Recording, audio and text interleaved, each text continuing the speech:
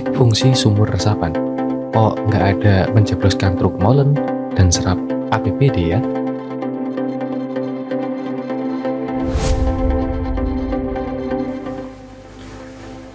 Pagi ini iseng-iseng saya mencari tahu lewat mesin pencari Google dengan kata-kata kunci fungsi lubang sumur resapan. Dan saya mendapatkan informasi palangan tentunya atas begini. Membantu mencegah tradisinya banjir biasanya di daerah padat penduduk drainasenya buruk karena kurangnya daya serap air oleh tanah. Dengan membuat lubang resapan biopori dapat membantu air untuk segera masuk ke dalam tanah. Selain itu sampah organik yang ada di dalam lubang merupakan makanan dari cacing tanah. Saya baca bolak-balik sambil geleng-geleng kepala dan goyangkan kepala, pundak, lutut, dan kaki. Kok nggak ada satupun kalimat yang menyatakan bahwa lubang resapan berfungsi untuk menyerap anggaran daerah buat pencitraan dan sesekali boleh menjebloskan roda mobil kader partai hingga truk molen berukuran besar kayak di pemberitaan soal sumur resapan di Jakarta ya?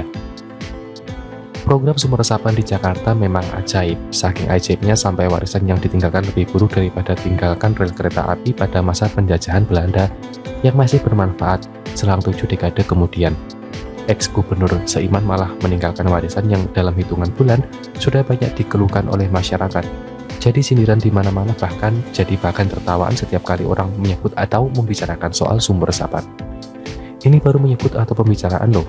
Bayangkan kalau sudah menjadi korban kayak supir truk kemarin yang kudu direpotkan karena truk yang dibawanya kejeblos. Terus, barangnya harus dipindahkan sebelum truk bisa melaju pergi. Belum lagi kalau ada kerusakan di bagian as atau rodanya, apa nggak mimpi buruk setiap kali melewati jalan Jakarta yang ada lubang atau sumur resapannya? Itu kira-kira kalau nggak segera dilakukan audit, sumurnya bisa jeblosin apalagi ya? Mobil partai sudah pernah kena, truk sekarang juga molen, lantas besok model kendaraan apalagi yang bisa menguji kekuatan sumur resapan itu. Bicara soal lubang resapan, saya jadi ingat di jalanan yang menjadi rute harian saya bekerja nggak pernah ada tuh cerita mobil terperosok gara-gara sumurnya ambles atau gagal menahan beban. Berarti konstruksi pembuatan lubang resapan di situ dikerjakan dengan baik.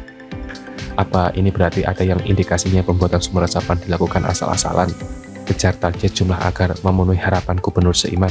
Atau yang penting terlihat kayak sumur resapan supaya bisa menyerap duit rakyat di APBD DKI Jakarta yang nggak sedikit itu. Kasihan Pak Heru, kudu bersihkan piring kotor, tinggalan gubernur pendahulunya, warga Jakarta pun kasihan. Plus semakin was-was karena musim hujan masih berlangsung karena khawatir akan kejeblos kayak mobil kader PSI dan truk molen itu. Bagaimana menurut Anda?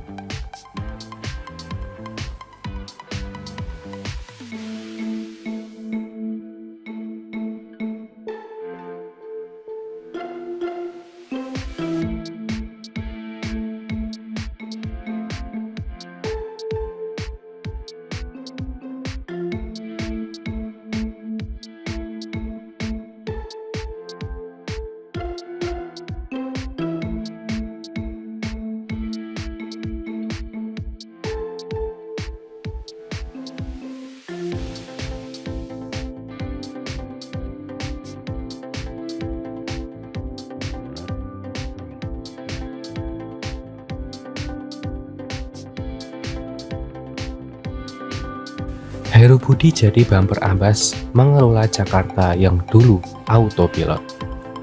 Heru Budi Hartono membuktikan dirinya adalah antitesa ambas yang tentunya fenomenal. Hanya dalam hitungan bulan, dia menampakkan kinerja yang jauh lebih kinclong ketimbang pendahulunya, meskipun waktu yang dibutuhkan untuk menjalankannya jauh lebih lama. Kenapa Abbas gagal memenuhi janji kampanyenya, sementara besar penyerapan anggaran justru sangat tinggi? Indikasi ini memberi makna seorang pejabat yang hanya fokus pada angka statistik tanpa melihat realitas di lapangan. Akhirnya hanya menghasilkan kehampaan. Warga Jakarta tetap mengalami berbagai kesulitan meskipun program kerja sang pemimpin diklaim telah berhasil menyerap anggaran dengan persentase tinggi. Negara-negaranya angka penyerapan itu yang hanya untuk gunakan pemajakan pasukan pemandu sorak. Pengentasan bahan banjir yang diwariskan Ahok malah terbengkalai karena Abbas tidak mau berusaha payah bekerja sesuai harapan. Dia hanya konstruksi menyiapkan anak tangga demi karir politiknya, dan sejauh ini dia berhasil memperdaya partai-partai pendukungnya meskipun partainya hanya seajak kaki jika dibandingkan pendahulunya. Sejak Pergub penunjukan tanggung jawab pembangunan ETF yang diterbitkan pada 2018 hingga 2019, pekerjaan masih belum menunjukkan kelanjutan signifikan. Hingga tentunya pembangunan unit pengelolaan Isumpah ITF Sunter baru capai tahapan pengujian tanah atas setara 2% dari keseluruhan proses pembangunan. Masalahnya adalah administrasi. Presiden Joko Widodo menyentil para kepala daerah mengenai persoalan sampah.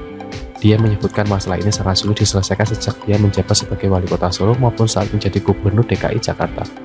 Jokowi berpesan, urusan sampah harusnya bisa menjadi salah satu prioritas daerah untuk diselesaikan. Jadi gubernur DKI, Sunter itu kami mulai sempat saya tidak ada gubernur tanda-tanda kan belum paham. Padahal sudah kami rencanakan, saya nggak tahu sekarang sudah apa belum. 2023, hati-hati bisa mundur lagi, ujar Jokowi.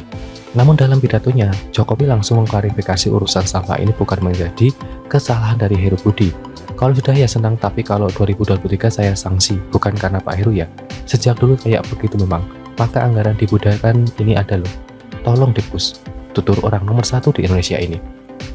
Persoalan banjir menjadi pembicaraan paling ramai di Jakarta. Masalahnya Pemprov seperti tidak rela bekerja sama dengan Kementerian PUPR untuk membebaskan lahan dan pembangunan sudetan Kali Ciliwung yang tersisa 17 km dari keseluruhan 33 km. Ternyata hambatan terbesarnya adalah kemauan politik gubernur periode 2017-2022 yang mempersoalkan sunatullah aliran air, yakni seharusnya dialirkan ke parut bumi dan bukannya menggunakan gorong-gorong raksasa. Sang fenomenal lebih suka menggali tanah bak tikus ketimbang membangun sudetan kali. Pejabat Gubernur DKI Jakarta Heru Budi mengatakan proyek pembangunan sudetan Ciliwung selesai pada April 2023. Mudah-mudahan bulan Maret selesai di sini. April bisa berfungsi, kata Heru. Sebenarnya dalam kontrak, proyek tersebut ditargetkan selesai pada Agustus tahun lalu, tapi kita akan percepat, ujar Heru. Mudah-mudahan pemilih pada Pilpres mendatang tidak lagi terjerat salah pilih pemimpin seperti yang dialami warga ibu kota. Jika terjadi kesalahan, resikonya kita harus menunggu 5 tahun untuk melanjutkan semua program yang sudah digagas pada era Jokowi Ma'ruf Amin. Bisakah kita menunggu selama itu?